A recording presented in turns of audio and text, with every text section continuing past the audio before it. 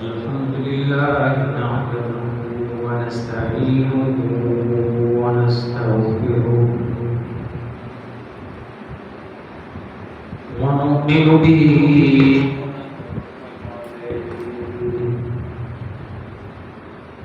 ونعوذ بالله من شرور أنفسنا ومن سيئات أعمالنا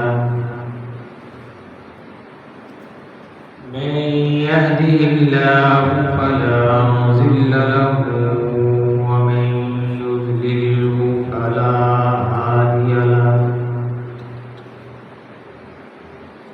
ونشهد أن لا إله إلا الله وحده لا شريك له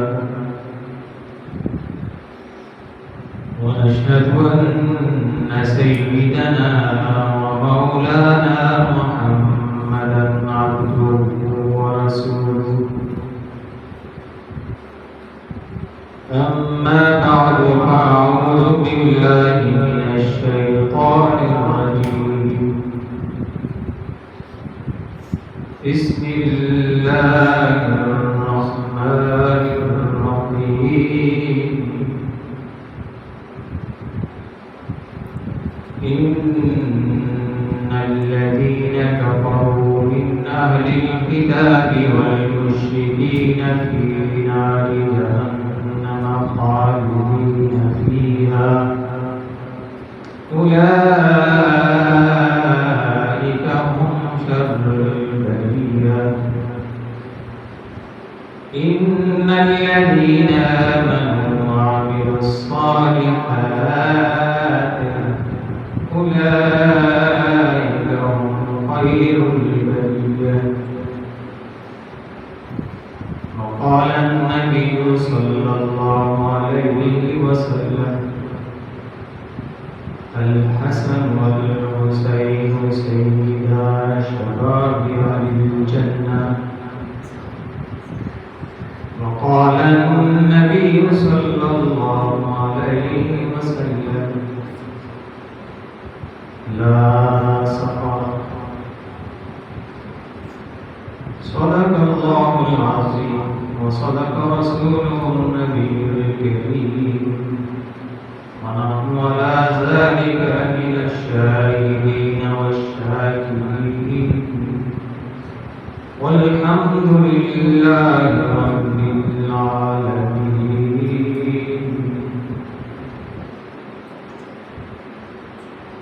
میرے بھائی احترام سامعین اس قدر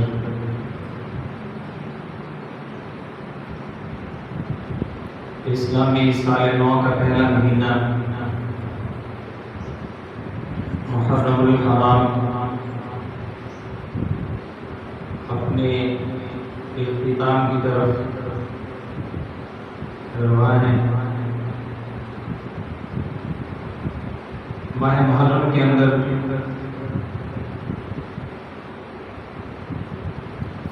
جہاں سن ہجری کو بیان کیا جاتا ہے وہیں یک محرم کو سیدنا حضرت عمر فاروق رضی اللہ عنہ کی شہادت ہوئی. ان کے مراتب کو ان کی منقبت کو پورے ملک کے اندر بیان کیا گیا اور پھر امام عالی مقام صدق رسول صلی اللہ علیہ وسلم جگر گوشہ سیدہ عالیہ فاطمہ الزہرا رضی اللہ عنہا سلام اللہ علیہا، حضرت امام حسین رضی اللہ عنہ سلام اللہ علیہ، ان کی شان کو، ان کے مراتب کو، ان کی منقبت کو بیان کیا گیا، سنا گیا، دلوں کے اندر روشنی اتری. اب ماہ محرم اپنی اختتام کی طرف رواں ہے. آج کی جمعۃ المبارک میں امام علی مقام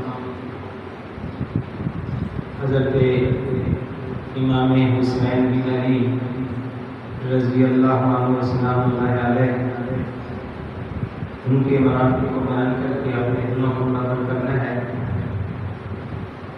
اور ساتھ یہ بھی بیان کرنا ہے کہ اس ماہ محرم کا جو اگلا مہینہ ہے ماہ سفر، اسلامی تعلیمات اس کے مطابق کیا کہتی ہیں کہ آیا کہ یہ سفر کا مہینہ نبوت والا مہینہ ہے، یا اسلامی تعلیمات میں اس کے متعلق کیا ارشادات فرمائے ہیں، اسی کو بیان کیا جائے گا۔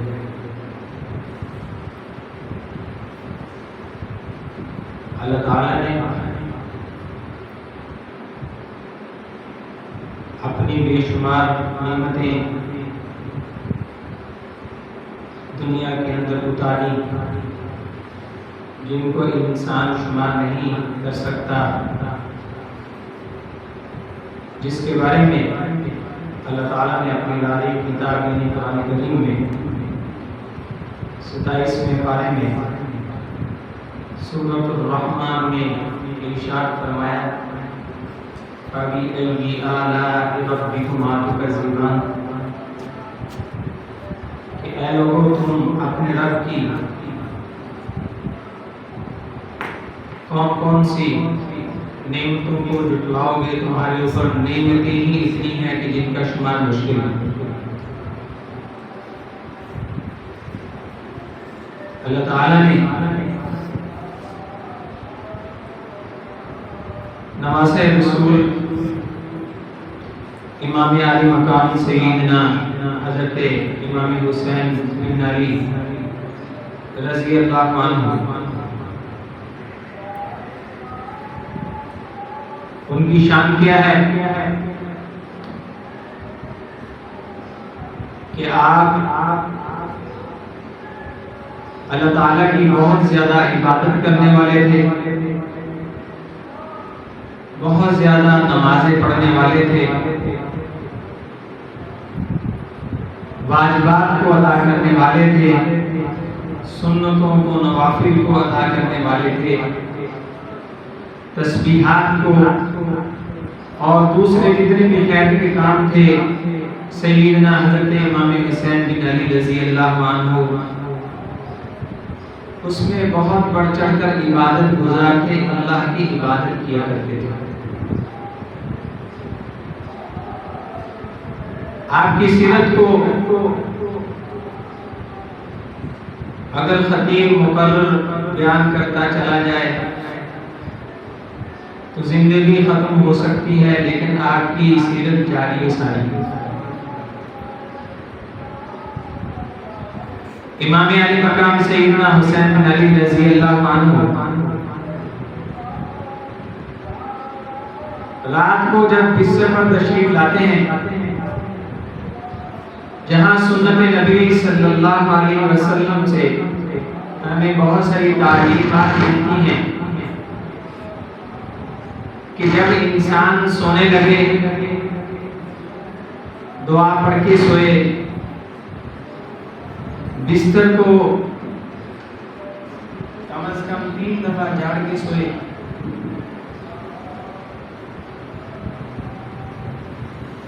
امام علی مقام سیدنا امام حسین رضی اللہ عنہ جب سونے کے لیے بستر پر تشریف لاتے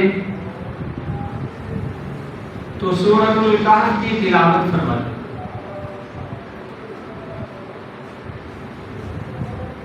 سورۃ الکہف 15ویں پارے میں اللہ تعالیٰ نے ایک عظیم سورہ نازل فرمائی ہے جس کو سورۃ الکہف کہا جاتا ہے۔ حضرت سہل بن معاذ رضی اللہ عنہ فرماتے ہیں کہ سورۃ الکہف کی فضیلت کیا ہے، شان کیا ہے، کہ جو آدمی بھی سورۃ الکہف کی ابتدائی آیات اور سورۃ الکہف کی آخری آیات کی تلاوت کر لیتا ہے تو تلاوت کرنے والے کے اوپر اللہ تعالیٰ کی یہ رحمتیں نازل ہوتی ہیں کہ اس کے پاؤں سے لے کر سر تک وہ سارا کا سارا روشن ہو جاتا ہے۔ اور جس نے سورۃ الکہف کی تلاوت کر لی شروع سے لے کر آخر تک، تو اس کے پاؤں سے لے کے آسمان تک اس کے لیے ساری کی ساری جگہ نور سے بھر جاتی ہے۔ اور حضرت علی کرم اللہ وجہہ رضی اللہ عنہ والسلام اللہ علیہ فرماتے ہیں کہ جس نے سورۃ الکہف کی جمعے کے دن تلاوت کی تو اس کو اللہ کی طرف سے یہ شان مل جاتی ہے کہ پچھلے جمعے سے لے کر اس جمعہ تک جتنے بھی اس کے گناہ ہوتے ہیں سب اللہ معاف فرماتا ہے۔ اور فرمایا کہ وہ 8 دن ہر فتنے سے محفوظ رہتا ہے۔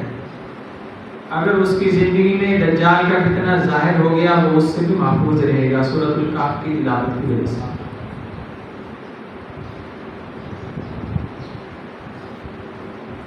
اور حضرت انس فرماتے ہیں کہ سورۃ الکہف اللہ تعالیٰ نے جس وقت اس کو آسمان سے زمین پہ نازل فرمایا تو پوری کی پوری سورت کو مکمل نازل فرمایا، اور 70,000 فرشتے جب سورہ کہف نازل ہوئی اس کے ساتھ ہے۔ یہ سورۃ الکہف کی فضیلت ہے۔ اور آج جمعے کا دن ہے تو سورۃ الکہف کی تلاوت کی کوشش کریں۔ سیدنا امام حسین رضی اللہ عنہ جب رات کو سونے کے لیے بستر پر تشریف لاتے، سونے سے پہلے سورۃ الکہف کی تلاوت فرمایا کرتے۔ یہ امام علی مقام حضرت حسین بن علی رضی اللہ عنہ کی یہ ان کی فضیلت ہے، ان کی شان ہے، ان کی منقبت ہے کہ سونے سے پہلے سورۃ الکہف کی تلاوت فرمایا کرتے۔ اور سورۃ الکہف کی مقدار کتنی ہے؟ کم از کم 5 پارہ ہے،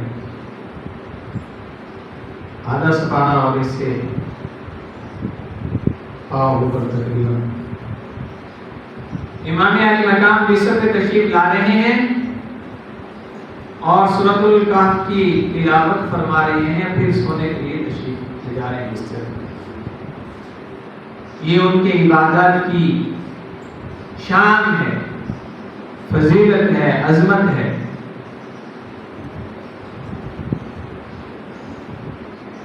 امام علی مقام سیدنا امام حسین رضی اللہ عنہ سلام اللہ علیہ ایک دفعہ سواری پہ تشریف فرما ہے، سفر کے لیے تشریف لے جا رہے ہیں۔ راستے میں دیکھا کہ چند لوگ دسترخوان بچھایا ہوا ہے، کھانا رکھا ہوا ہے، کھانا کھا رہے ہیں۔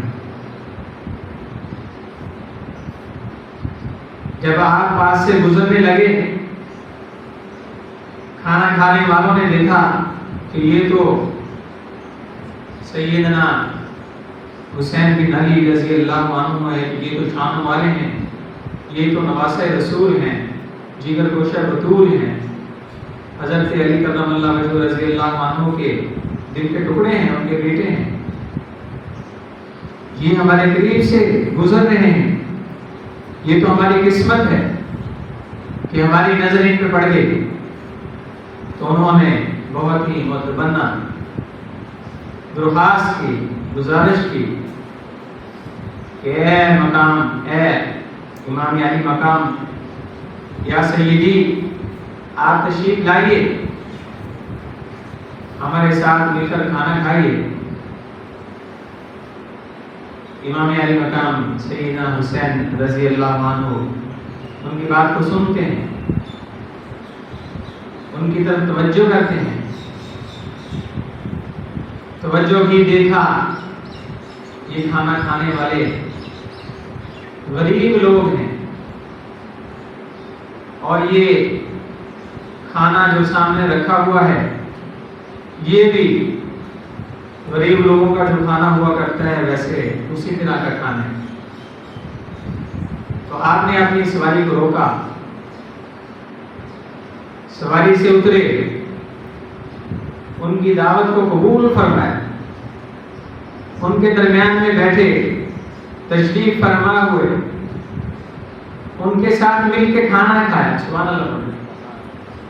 جتنے بھی حضرات بیٹھے ہیں میری طرف دیکھیں، بس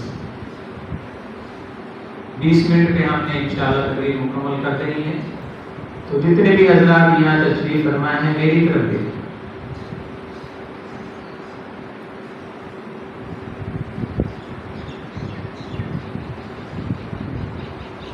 امام علی مقام سواری سے اترے، تشریف فرما ہوئے، ان کے ساتھ بیٹھے، کھانا تناول فرمایا، کھانا کھایا، اور کھانا کھانے کے بعد فرمانے لگے آپ نے مجھے کھانے کی دعوت دی، میں نے آپ کی دعوت کو قبول کیا، اب میں آپ کو کھانے کی دعوت دیتا ہوں، آپ بھی قبول کریں۔ تو انہوں نے بھی امام علی مقام کی دعوت کو قبول کیا، آپ نے ان کو ساتھ لیا، اپنے مقام پہ تشریف لائے، اور اپنی شان کے مطابق قسم قسم کے کھانے لذیذ تیار کروائے، بڑا دسترخوان لگوایا، وہ بھی بیٹھے، آپ بھی تشریف فرما ہوئے، ان کے ساتھ مل کے کھانا کھایا۔ سبحان اللہ۔ اس کے اندر جو بات سمجھنے سمجھانے کی ہے، ایک تو غریب لوگوں کو نظر انداز نہیں کیا، جس طرح آج ایک گنگا چل پڑی ہے، گنگا، یہ دریا گنگا ہے انڈیا کے اندر، جس وطن کو ہم چھوڑ کے آئے ہیں وہاں سے لا الہ الا اللہ محمد رسول اللہ کے نعرے کے اوپر ہماری مساجد مدارس وہیں ہیں، ہمارے آباء و اجداد کی قبریں بھی وہیں ہیں۔ تو وہاں دو بڑے بڑے دریا چلتے ہیں، ان میں سے ایک کا نام ہے گنگا۔ کیا نام ہے؟ گنگا۔ آج یہ گنگا چل پڑی ہے کہ اگر سامنے والے روپے پیسے والے ہیں ان کی دعوت کو قبول کیا جاتا ہے، اگر سامنے والے روپے پیسے والے ہیں، گاڑیاں والے ہیں، تو ان کے اسٹیٹس کو دیکھا جاتا ہے، ان کے ساتھ بیٹھا جاتا ہے، ان کو ساتھ بٹھایا جاتا ہے۔ اگر اسٹیٹس برابر نہیں ہے، پیسے میں برابر نہیں ہے، مال میں برابر نہیں ہے، تو ان کی طرف دیکھا نہیں جاتا۔ تو مسلمانوں کا یہ طریقہ نہیں ہے، مسلمانوں کا یہ طریقہ نہیں ہے، اسلام کا یہ طریقہ نہیں ہے۔ یہ کفر کا طریقہ تو ہو سکتا ہے لیکن اسلام کا طریقہ نہیں ہو سکتا۔ امام علی مقام غریبوں کو دیکھا، انہوں نے دعوت دی، دعوت کو قبول فرمایا، سواری سے اترے، ان کے درمیان میں بیٹھے، ان کا کھانا کھایا، ان کو دعوت دی، اپنے دسترخوان پہ لائے تاکہ دعوت کے بدلے میں اچھی دعوت کھلائی جائے اور ان کا دل خوش ہو جائے۔ تو ہے نا اسلام کا طریقہ؟ ہم اس طریقے کو اپنائیں گے یا چھوڑیں گے؟ اپنائیں گے یا چھوڑیں گے؟ اپنائیں گے۔ یہ مسلمانیت ہے۔ مسلمانیت یہ نہیں ہے کہ جا رہے ہیں سامنے سے مقام، مرتبہ، سٹیٹس، مراتب نظر نہیں آئے تو نظر انداز کر دیا، یہ اسلام کا طریقہ نہیں۔ اسی طرح کے لوگ جب ہسپتالوں میں پڑے ہوئے ہوتے ہیں اور ان کو خون کی ضرورت ہوتی ہے، پھر یہ فقیروں کی طرح باہر نکل کے کہہ رہے ہوتے ہیں کہ پلیز ایک بوتل دے دیں، ایک بوتل دے دیں، ایک بوتل دے دیں۔ پھر اس وقت بھی اسٹیٹس کو دیکھنا چاہیے کہ جن کے ساتھ بیٹھ کے کھانا کھانا ہے ہوٹل میں، ان کے پاس جاؤ، ان سے جا کے لو خون۔ پھر ان غریبوں کو کیوں تلاش کرتے پھرتے؟ پھر بھی یہ غریب لوگ تمہیں وہاں فون دیتے ہیں کہ نہیں دیتے؟ ہمیں تو پتہ ہے، ہمیں کاموں میں ملوث رہے ہیں اور الحمدللہ ابھی تک بھی ہیں کہ جب ہسپتالوں میں خون کی ضرورت پڑتی ہے پھر پاگل ہو جاتے ہیں، دیوانے ہو جاتے ہیں. خون کی ضرورت ہے، ایک قطرے کی ضرورت ہے، خون ملتا نہیں. اس وقت نہیں ان کو یاد آتا کہ سامنے سٹیٹس تو ہے نہیں، تم ان سے خون مانگتے ہو، یہ غریب ہیں اور تم پیسے والے ہو، تم مر کیوں نہیں جاتے؟ خون مانگتے ہو، تمہیں تو شرم آنی چاہیے، خون مانگتے ہو لیکن تم خون مانگتے ہو. لیکن پھر بھی ان کو انسانیت کے ناطے خون ملتا ہے یا نہیں ملتا؟ لیکن میں ایک بات ضرور کروں گا کہ جن سے ہم نے خون لینا ہے ان کو گاڑیوں میں بٹھا کے لے کے بھی آنا ہے اور چھوڑ کے بھی آنا ہے. بعض دفعہ ایسا بھی ہوتا ہے خون لیا اور خود با کے پھر پیدل آنا پڑتا ہے. تو بہرحال سیدنا امام علی مقام رضی اللہ عنہ آپ نے دعوت کو قبول فرمایا اور دعوت دی، ان کی دعوت بھی کھائی اور اپنے دسترخوان سے بہترین دعوت کھلائی. امام علی مقام سیدنا امام حسین رضی اللہ عنہ گھر میں نماز پڑھ رہے ہیں، دروازے پہ ایک سائل ہے، فقیر ہے، مانگنے والا ہے، مدینہ المنورہ سے باہر رہتا ہے، کسی دور علاقے کا ہے. تو وہ امام علی مقام کے گھر کو تلاش کرتا، پوچھتا دروازے پہ آ گیا. آپ نے جب اس کی آواز کو سنا، صدا کو سنا، آپ نے اپنی نماز کو جلدی مکمل فرمایا اور جلدی مکمل فرمانے کے بعد دروازے پہ تشریف لائے. تو اس نے اپنا جو مدعا تھا، اپنی اس نے ضرورت کو اشعار کے اندر پیش فرمایا. شعروں کے اندر یہ تھا کہ مجھے مال کی ضرورت ہے، غریب آدمی ہوں. تو امام علی مقام سیدنا حسین بن علی رضی اللہ عنہ انہوں نے اپنے غلام کو طلب فرمایا اور جب نوکر آیا اس سے پوچھا کیا ہمارے توشاخانہ میں ہمارے جمع شدہ مال کے اندر پیسے ہیں، روپیہ پیسہ موجود ہے؟ تو اس نے عرض کی کہ جی ہاں، کئی سارے درہم ہیں جو سینکڑوں کی تعداد میں بنتے ہیں، وہ موجود ہیں. تو آپ رضی اللہ عنہ نے فرمایا کہ وہ فوراً لاؤ اور اس کو دے دو سارے. وہ تقریباً 800 کے قریب. آپ کے ذہن میں یہ بات ہونی چاہیے کہ درہم 1 تولہ چاندی کا ہوتا تھا اور دینار 1 تولہ سونے کا ہوا کرتا تھا اسلامی مملکت کے اندر.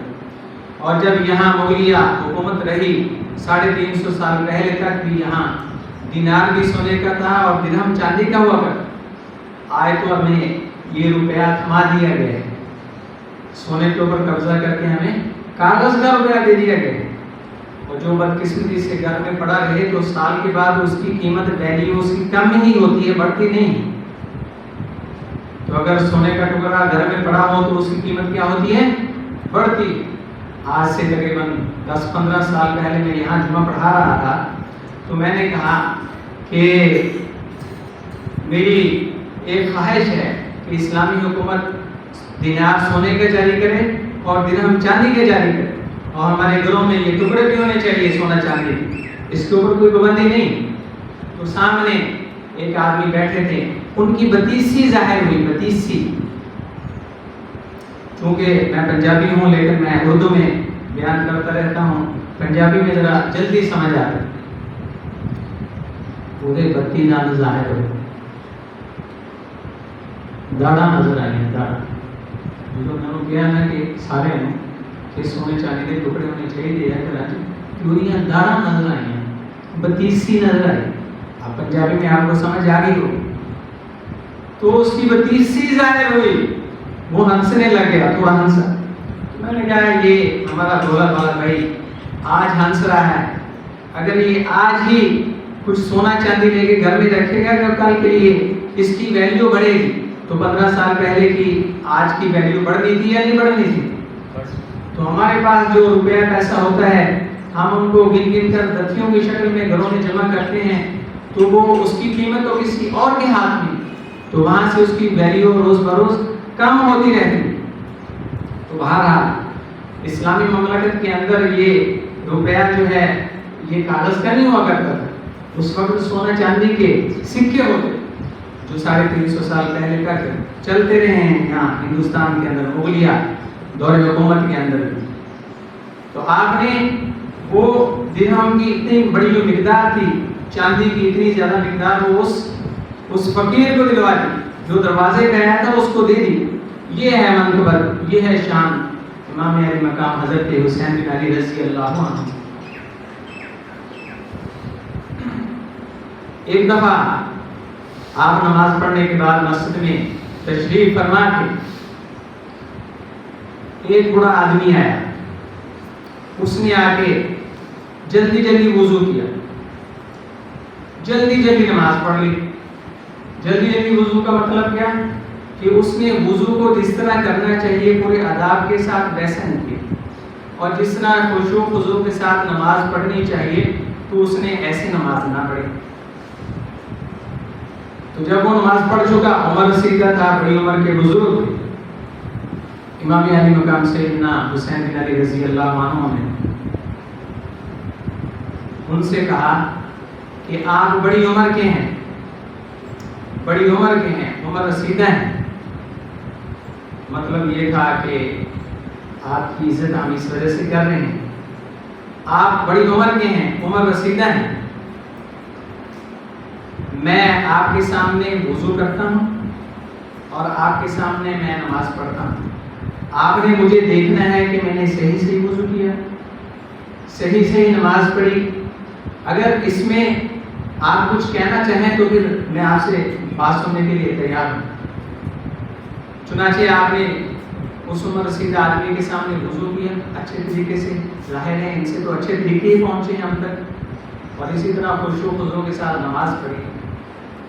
تو وہ جو سیانے بیانے بزرگ تھے وہ اس زمانے کے تھے جو زمانہ نبی کریم صلی اللہ علیہ وسلم کے زمانے سے قریب تھا، وہ سمجھ گئے۔ تو انہوں نے کہا کہ آپ نے مجھے وضو کرنے کا طریقہ بھی سمجھا دیا ہے اور آپ نے مجھے نماز پڑھنے کا طریقہ بھی سمجھا دیا ہے، آج کے بعد میں اسی طرح وضو بھی کروں گا، اسی طرح نماز پڑھوں گا۔ یہ شان ہے امام علی مقام سیدنا حضرت حسین بن علی رضی اللہ عنہ کی۔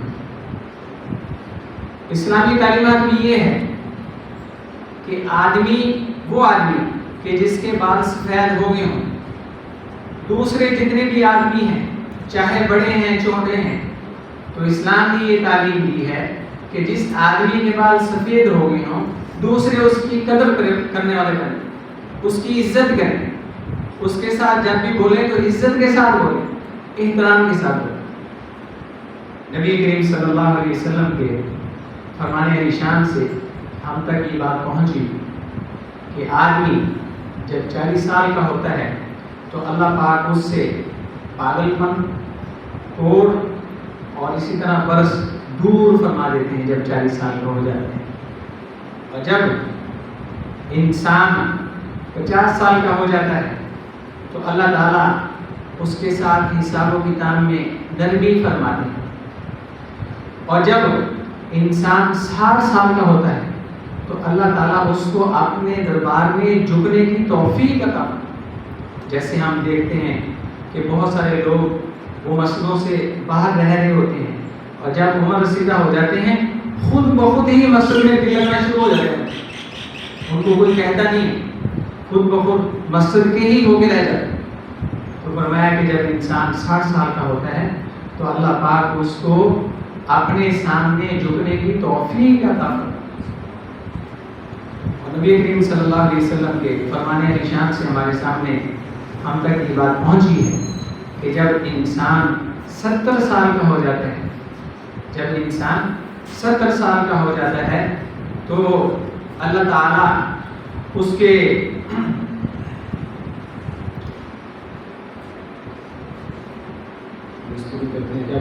اور جب انسان 80 سال کا ہو جاتا ہے تو اللہ تعالیٰ اس کی نیکیوں کو لکھتے ہیں اور دوسری چیزوں کو مٹا دیتے ہیں۔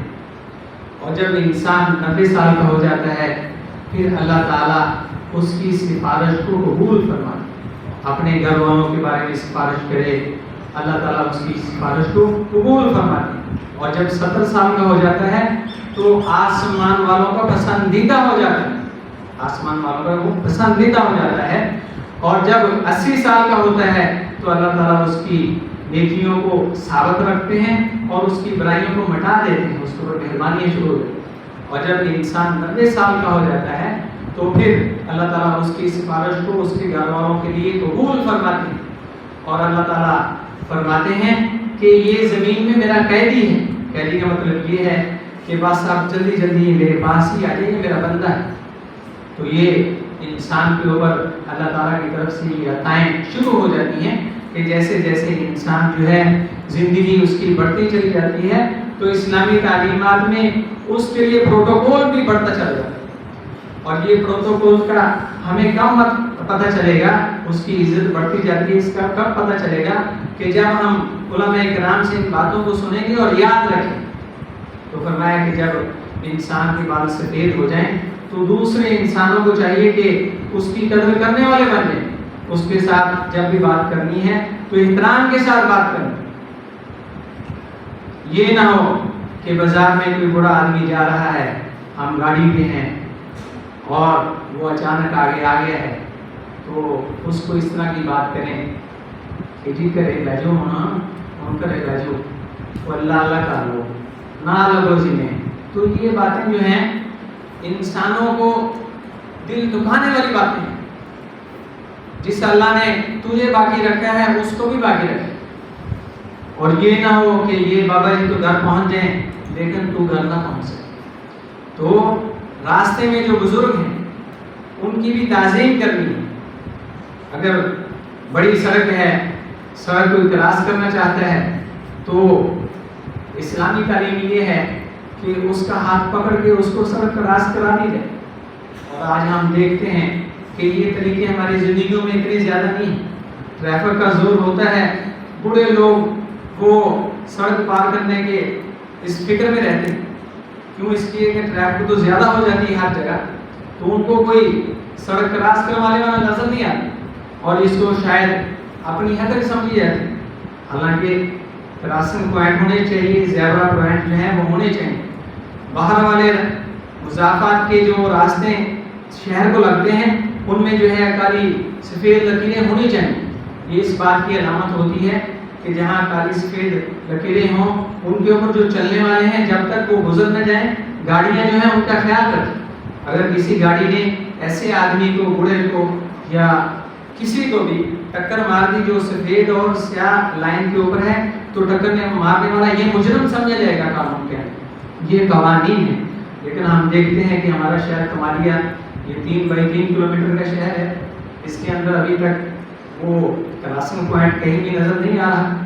ہونے چاہیے کہ جہاں سے سارے خواتین، مرد، عورتیں، بچے بچیاں وہ گزریں، لیکن وہ اپنی مرضی کے اوپر ہی گزرتے ہیں، بلکہ لا الہ الا اللہ محمد رسول اللہ پڑھ کے ہی گزرتے ہیں۔ کیوں؟ اس لیے کہ جس نے ٹکر مار دی پھر اٹھانے والا بھی کوئی ہوگا، اور ٹکر مارنے والا اگر رک گیا تو رک گیا، اگر اس نے گاڑی بگا لی تو بگا لی۔ تو بہرحال آج کا یہ موضوع تھا سیدنا امام علی مقام حضرت حسین رضی اللہ عنہ کی منقبت کو بیان کرنا، اور پھر ساتھ عمر رسیدہ افراد کی تعظیم کو بیان کرنا، اور آخر میں 3 منٹ لے لیتے ہیں کہ یہ محرم کا مہینہ آج جو ہے 30 اس کی ہوگی ہے، تو اگلا جو مہینہ ہے وہ سفر کا ہے، تو لوگوں کے اندر یہ بات مشہور ہو گئی ہے۔ یہ زمانہ جاہلیت میں بھی یہ بات تھی کہ اسلام سے پہلے زمانے میں کہ یہ جو سفر کا مہینہ ہے یہ منحوس مہینہ ہے، اس کے اندر شادی نہیں ہونی چاہیے، اس کے اندر کاروبار میں نقصان ہوتے ہیں، اور اس کے اندر جو ہے جن بہت لولے لنگڑے وہ اترتے ہیں، اور اس کے اندر چوری بنانی چاہیے، اور اس کے اندر پتہ نہیں کیا کچھ کرنا چاہیے۔ حالانکہ نبی کریم صلی اللہ علیہ وسلم نے فرمایا، وعن ابی ہریرہ رضی اللہ عنہ وعن النبی صلی اللہ علیہ وسلم قال لا سفر، آپ صلی اللہ علیہ وسلم نے فرمایا کہ یہ سفر کا مہینہ منحوس نہیں ہے، سفر کا مہینہ منحوس نہیں ہے، کوئی دن بھی منحوس نہیں ہے۔ انسان کے اپنے اعمال ہی اس کی زندگی کو منحوس بناتے ہیں، اچھے اعمال ہیں تو اس کی زندگی اچھی ہے، اگر اس کے اعمال ہی منحوس ہیں تو اس کی زندگی منحوس ہے۔ یہ نہیں کہنا کہ زمانہ ایسا ہو گیا، زمانہ ویسا ہو گیا، زمانے کو تو اللہ نے بنایا ہے، انسانوں کو خود دیکھنا چاہیے کہ تیرا قدم کیسا ہو۔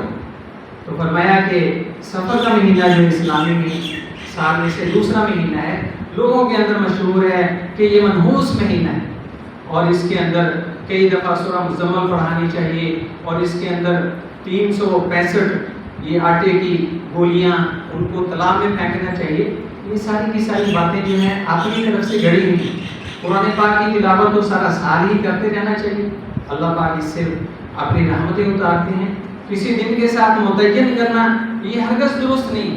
تو بہرحال ماہ سفر جو ہے یہ منحوس مہینہ نہیں، آپ صلی اللہ علیہ وسلم نے اس مہینے میں شادیاں بھی فرمائیں، اور اس مہینے کے اندر مشرکین سے جو مکہ کے مسلمان تھے انہوں نے ہجرت کے لیے ان سے جان بھی چھوڑی مشرکین مکہ سے۔ تو بہرحال یہ جو ماہ سفر ہے، اگر کوئی آدمی کہے کہ اس کے اندر شادی نہیں کرنی، اس کے اندر کاروبار نہیں کرنا، یہ منحوس ہے، تو وہ اپنی طرف سے ہی ایک گرمس مچا رہا ہے۔ اسلامی تعلیمات نے یہی فرمایا ہے، آپ صلی اللہ علیہ وسلم کی فرمانے علی شان زبان مبارک سے ہم تک یہ بات پہنچی ہے کہ لا سفر، کہ سفر کا مہینہ منحوس نہیں، سفر کا مہینہ منحوس نہیں ہے۔ جس طرح دوسرے مہینے اللہ تعالیٰ نے ان کو بنایا، اسی طرح سفر کا مہینہ بھی اللہ نے بنایا۔ جس طرح دوسرے مہینوں میں انسان اپنے کام کاج میں لگے رہتے ہیں، اسی طرح سفر کے مہینے بھی انسانوں کے کام کاج کے لیے ہیں، اس میں کام کاج ہوتے رہتے ہیں۔ یہ انسان کے اوپر اپنا ہے، اگر اللہ کی یاد زیادہ رکھے گا تو اس سے کام آسان ہوتے چلے جائیں گے، اگر صراط مستقیم سے ہٹے گا تو اس کو صراط مستقیم کی طرف آنا چاہیے۔ اسی پہ میں اپنی بات کو مکمل کرتا ہوں۔ وآخر دعوانا الحمدللہ رب العالمین، سنت اللہ فرمائیں۔